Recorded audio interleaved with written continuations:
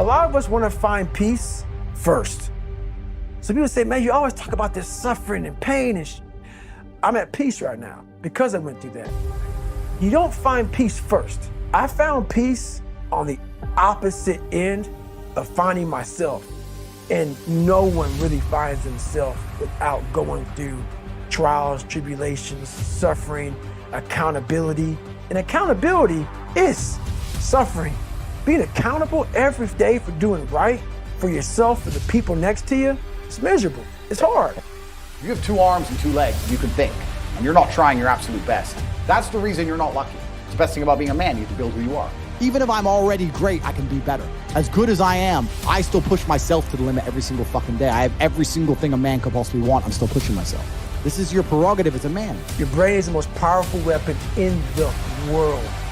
If you can't control your own brain and your brain controls you, you got to tell your brain where you want to go and how you want to go and how you want to get there. You got to control it. If not, it's over.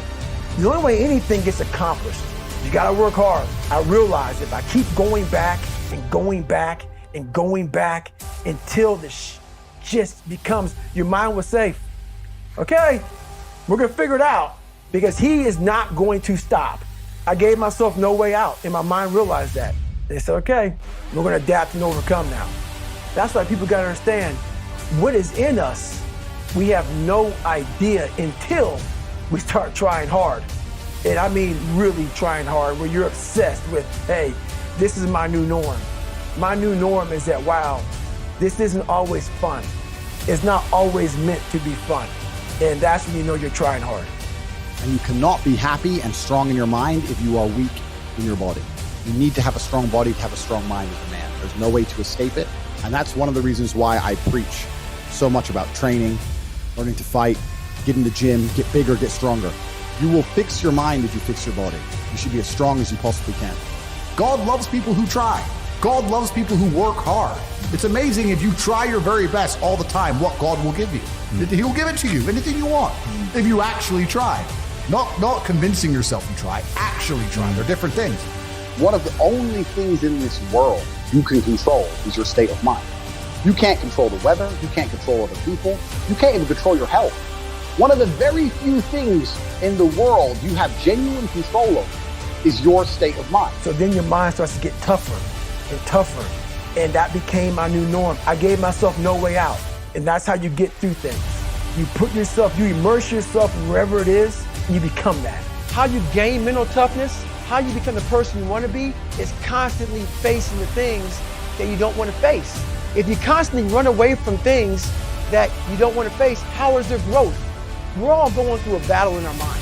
A warrior is not a person that carries a gun. The biggest war you'll ever go through is right between your own ears.